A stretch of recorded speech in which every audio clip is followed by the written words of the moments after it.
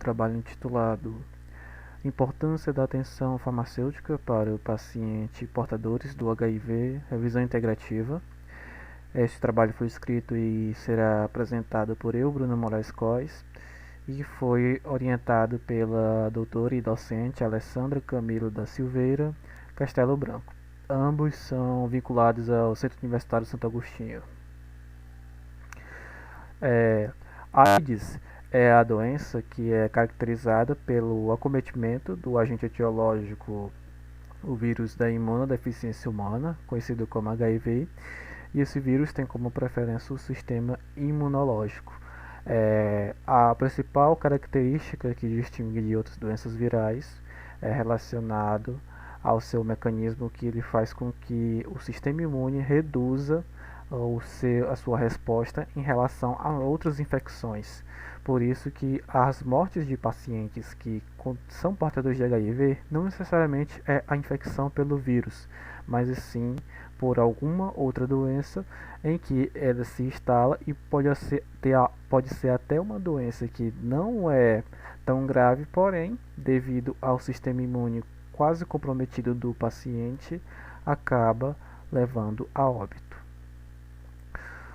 Os medicamentos antirretrovirais eles se introduziram na década de 80 para que fizesse com que a replicação viral dentro do organismo do portador não ocorra, e isso diminua a questão do prejuízo do sistema imune.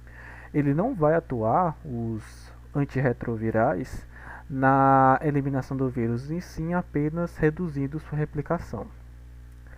Nesse caso, para destinados ao tratamento do HIV. E devido aos efeitos e também à importância da continuidade do tratamento, pois é um fluxo contínuo deste paciente que deve manter esse tratamento, o farmacêutico é um dos profissionais que auxiliam o portador a combater o processo infeccioso da AIDS.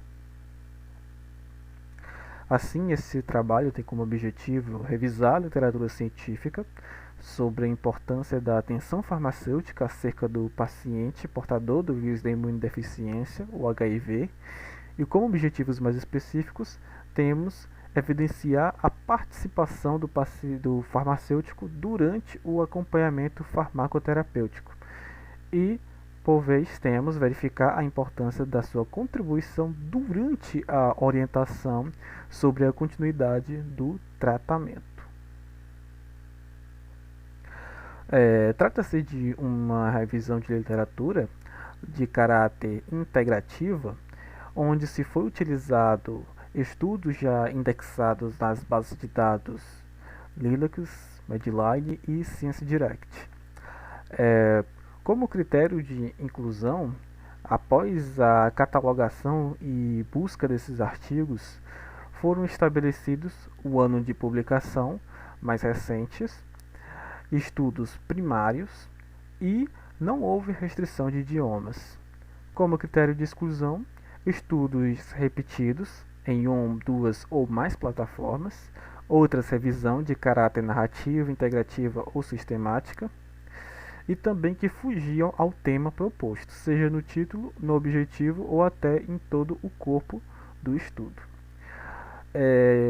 Para fazer uma estratégia de busca adequada, foram utilizados descritores indexados na plataforma Dex, que é o descritor de ciência da saúde, e também no Mesh.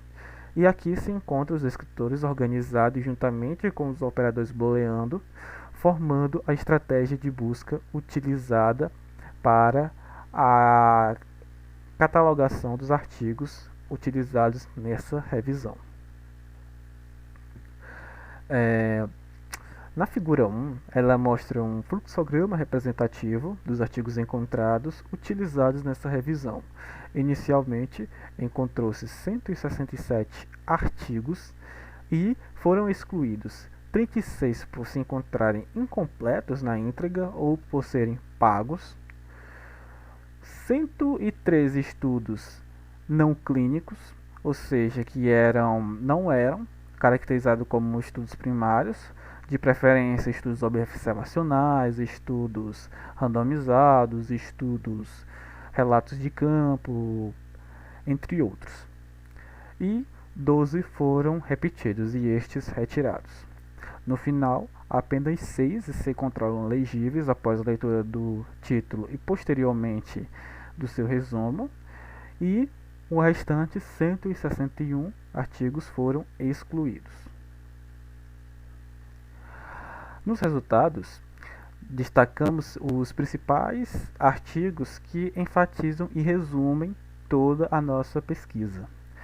Loureiro e outros autores, de 2012, relatou que o Ministério da Saúde ele oferta atualmente, desde 2014, uma dose tripla combinada de medicamentos, que é o tenofovir, lamivudina e efavirenz. Esses medicamentos são são preconizados nos protocolos tanto de unidades básicas e atenção primária, e eles servem para o tratamento inicial de todos os pacientes a nível adulto. E as informações básicas, como a utilização correta dos medicamentos, como a administração adequada da quantidade de água, a não partição dos comprimidos e também a utilização e administração em horários corretos, é essencial para evitar complicações durante o tratamento, principalmente de questões clínicas, e também para conferir uma adesão efetiva do paciente.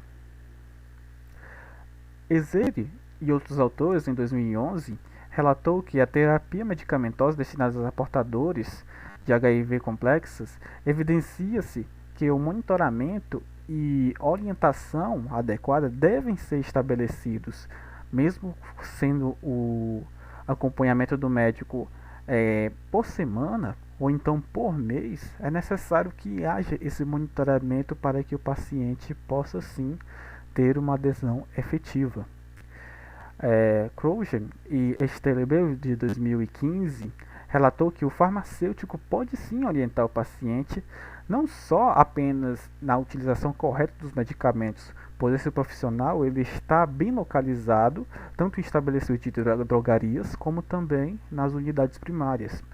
E além da orientação da utilização correta e racional desses medicamentos, ele pode atuar em medidas profiláticas de pré e pró-exposição ao HIV, o vírus da imunodeficiência humana.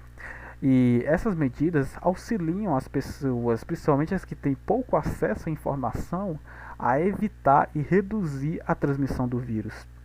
E os protocolos clínicos de diretrizes terapêuticas permitem a utilização de exames necessários, possibilitando um melhor acompanhamento do paciente.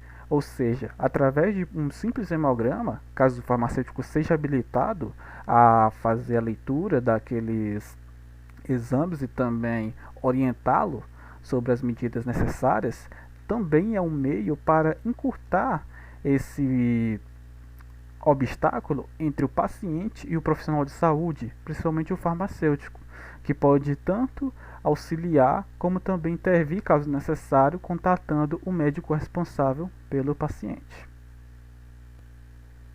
Assim, evidencia-se que o farmacêutico deve realizar o monitoramento e verificar também o uso correto dos medicamentos através do acompanhamento farmacoterapêutico, com o propósito de alcançar os resultados esperados, que é a diminuição da replicação viral do HIV.